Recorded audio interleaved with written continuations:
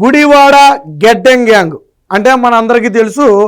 మాజీ బూతుల మంత్రి ఆయన అనుచరులు వీరందరికీ వచ్చిన పేరే గెడ్డెం గ్యాంగ్. ఎందుకంటే ఆ పేరుతోనే ఆ గుడివాడలో కానివ్వండి, ఆ చుట్టుపక్కల కానివ్వండి, అవినీతి అరాచకాలకు తెరదించారు. ఎక్కడ ఖాళీ భూమి కనపడితే అక్కడ కబ్జా చేయటం, ఎక్కడ విలువైన ల్యాండ్ కనపడితే అక్కడ వాళ్ళ జెండా పాతటం, ఎక్కడ ఏ కొత్త కన్స్ట్రక్షన్ సైట్ అయినా వెళ్ళి వాళ్ళకి రావాల్సిన కమిషన్లు వసూలు చేయటం, ఇలా ఈ గ్యాంగ్ మొత్తం కూడా ఒక అవినీతి సామ్రాజ్యాన్ని గత 5 ఏళ్లలో సృష్టించింది.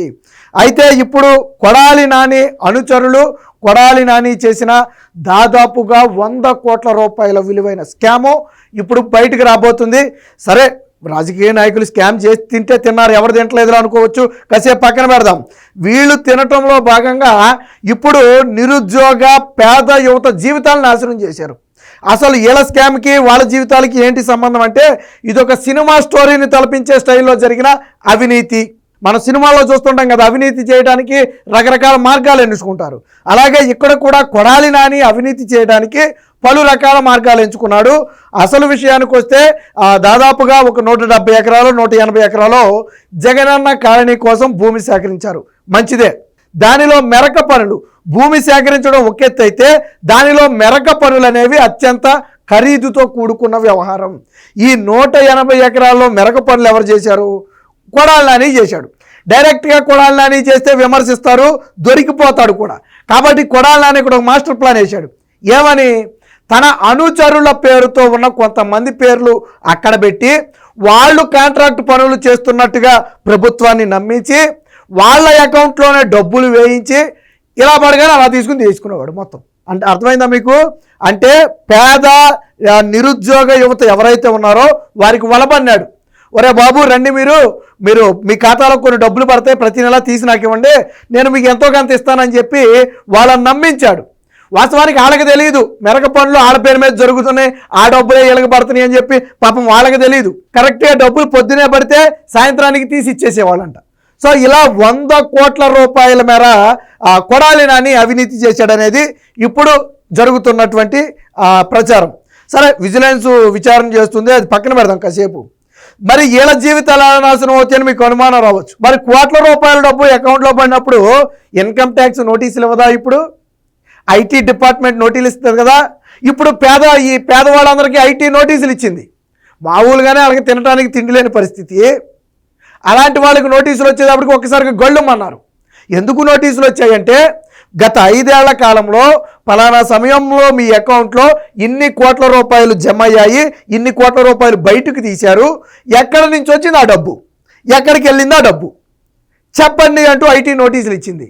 ఇప్పుడు వీళ్ళు ఐటీ వాళ్ళు ఎప్పుడైతే నోటీసులు ఇచ్చారో అప్పుడు యువకులు బోరుమన్నారు ఒకసారి. వాస్తవానికి అసలు ఏం జరుగుతుందో మాకు తెలియదండి. పైగా ఇక్కడ మళ్ళీ కొడాలి నాని ఇంకొక డ్రామా కూడా ఆడాడు, సినిమా డ్రామా ఒకటి ఆడాడు. ఏంటో తెలుసా? గతంలో వైసీపీకి అనుకూలంగా సినిమాలు తీసిన ఒక డైరెక్టర్ పేరు వాడి మనం ఆ డైరెక్టర్కి సినిమా ఇచ్చామో, డబ్బులు కూడా ఇచ్చామో, అనుకోకుండా సినిమా క్యాన్సిల్ అయిపోయింది, మన డబ్బులు మనకి వెనక్కి ఇచ్చేస్తున్నాడు, అలా ఇచ్చే డబ్బులు నా ఒక్కడి అకౌంట్లో వేస్తేనే డౌట్ కదా, అందుకని మీ అందరి అకౌంట్లో కొద్ది కొద్దిగా వేస్తున్నాడు, ఆ డబ్బు తెచ్చి నాకు ఇచ్చేయండి, ఆ డబ్బు నాదే, సినిమా కోసం ఇచ్చిన డబ్బు వెనక్కి ఇస్తున్నాడు, నా అకౌంట్లో డైరెక్ట్గా వేయటం కుదరక మీ అకౌంట్లో వేపిస్తున్నాను, మీరు తీసి నాకు ఇచ్చేయండి అని చెప్పి కొడాలి నాని ఇంకొకటి కదా కూడా వెళ్ళాడు. అంటే చూడండి, వాస్తవానికి చదువుకున్న వాళ్ళు అయితే అసలు ఏంటి డబ్బులు ఎక్కడి నుంచి వస్తున్నాయి, మన అకౌంట్లో ఇంత ఎందుకు పడుతున్నాయి, రేపొద్దున ఐటీ ఏదన్నా అడిగితే ఏం చెప్పాలని కొద్దిగా చదువుకున్న వాళ్ళకి అవగాహన ఉంటుంది.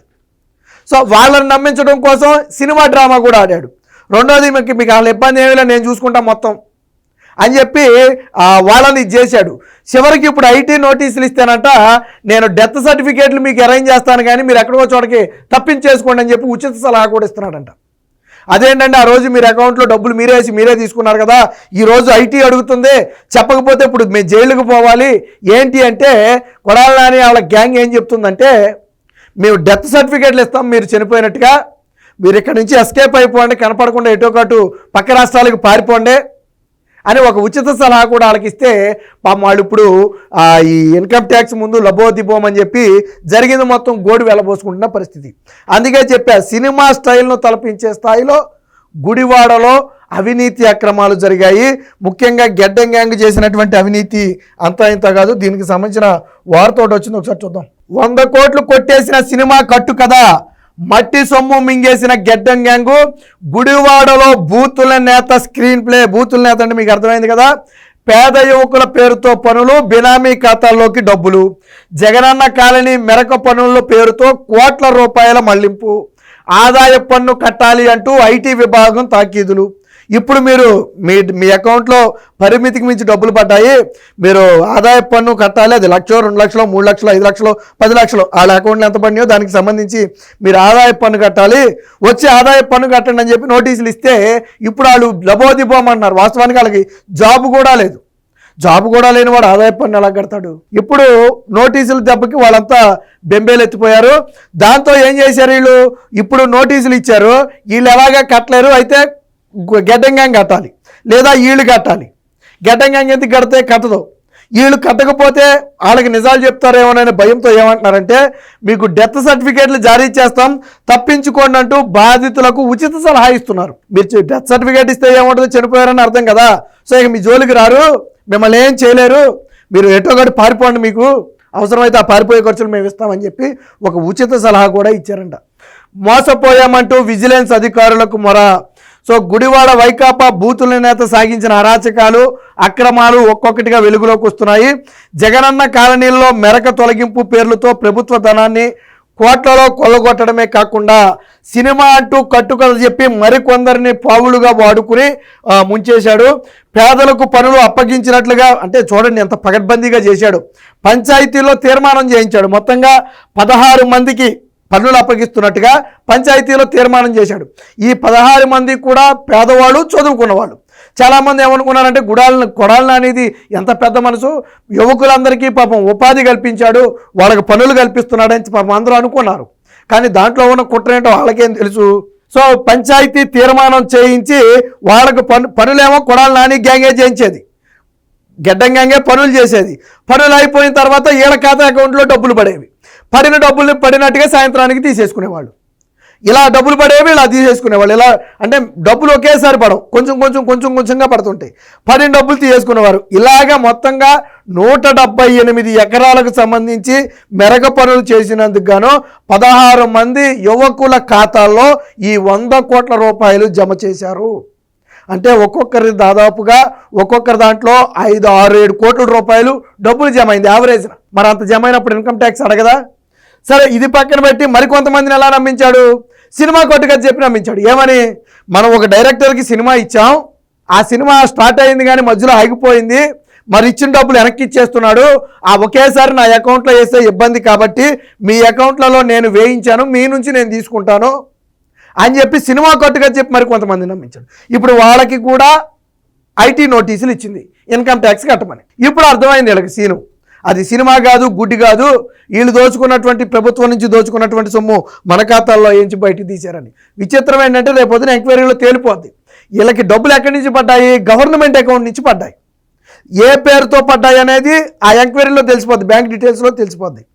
సో కాబట్టి వీళ్ళు తప్పించుకోలేరు. ఎలాగా ఖచ్చితంగా వీళ్ళు దొరికితే ఎవరు వీళ్ళతో చేయించారో పనులు పేర్లు చెప్పాలి. అప్పుడు మళ్ళీ అది సపరేట్ కేసు అవుద్ది, అది వేరే విషయం. మమ్మల్ని పలానా వ్యక్తి మోసం చేసి మా పేరు మీద డబ్బులు వేయించి తాను తీసుకున్నాడని వీళ్ళు చెప్తే అప్పుడు గెడ్డం గ్యాంగ్ మీద మళ్ళీ చీటింగ్ కేసు, అది వేరే కథ. సో ఇలా మొత్తంగా ఇదే మనం ఇప్పుడు మాట్లాడుకున్న ఈ మెరక పనులు, ఇళ్ళు కట్టలేదు, గుడ్డు కట్టలేదు. ఇక్కడ చూడండి, ఇళ్ళు మొండిళ్ళు సగం కట్టిన ఇళ్ళు మిగిలిపోయాయి. దీని మెరక పనుల పేరుతోనే 100 కోట్లకు పైగా దోచేశారు. దోచేయటమే కాకుండా ఇప్పుడు యువకుల జీవితాలను కూడా ప్రమాదంలోకి నెట్టి ఉచిత సలహా ఏంటంటే, మేము ఒక డెత్ సర్టిఫికేట్ ఇప్పిస్తాం మీకు ఎలాగోలాగినా, మీరు పారిపోండి. డెత్ సర్టిఫికేట్ అని ఎందుకు అంటున్నారు అంటే వాళ్ళ జోలికి రారు. ఒకవేళ వీళ్ళు పారిపోయినా వాళ్ళేం వదిలిపెడదు, ఇన్కమ్ ట్యాక్స్ డిపార్ట్మెంట్ ఏం వదిలిపెడదు, ఇండియాలో ఎక్కడున్నా పట్టుకోతుంది, తీసుకొద్ది. కాబట్టి ఏంటి, చనిపోతే వాళ్ళ జోలికి వెళ్దాం. కాబట్టి మీరు చనిపోయారని డెత్ సర్టిఫికేట్ ఇస్తాం. చూడండి ఎంత నీచానికి ఒడిగట్టారు. అవసరానికి వాడుకున్నారు. సరే, ఆ రోజు వాళ్ళకి ఏమైనా రూపాయి 10 రూపాయలు జీతం లెక్క నెలకి ఏమైనా 10,000 15,000 ఇస్తే ఇచ్చుండొచ్చు. ఇప్పుడు అవసరం తీరిన తర్వాత ఇప్పుడు మమ్మల్ని కాపాడండి అంటే మీరు చచ్చిపోయారని చెప్పి తప్పించుకోండి అని చెప్పి చెప్తున్నారు. ఇంతకంటే దారుణమైన పరిస్థితులు ఉంటాయా? వాళ్ళ కుటుంబాలను వదిలేసి ఎక్కడికి పారిపోతారు ఇప్పుడు? సో ఆ 16 మంది కూడా ఇప్పుడు ఐటీ దెబ్బతో విజిలెన్స్ అధికారులకు జరిగింది మొత్తం కూడా చెబుతున్నారు. దీని మీద ప్రభుత్వం కూడా సీరియస్గానే ఉంది. పూర్తి స్థాయి విచారణ చేయాలి, దీని వెనక ఎవరెవరు ఉన్నారనేది కూడా తేల్చాలని ఇప్పటికే ఆ ప్రభుత్వం సీరియస్గా ఉంది. కాబట్టి కొడాలి నాని లేదా గెడ్డం గ్యాంగ్ వాళ్ళు చేసే పనులన్నీ పైకి మంచిగానే కనపడతాయి. పాపం 16 మంది యువకులకు జీవితాలు నిలబెట్టారనుకున్నారు అందరూ. కానీ అసలు విషయం ఏంటి, ఈరోజు వాళ్ళనే నమ్మిన వాళ్ళనే పాతాళానికి దొక్కేసే పరిస్థితి, వాళ్ళ కుటుంబాలను రోడ్డున పడేసే పరిస్థితి. ఇలాంటి అవినీతి అక్రమాలు మచ్చుకి ఇది వెలుగులోకి వచ్చింది ఒక్కటే, రానివి చాలా ఉన్నాయి. గెడ్డం గ్యాంగే ఇంకా చాలా గ్యాంగులు ఉన్నాయి, రాని విషయాలు చాలా ఉన్నాయి.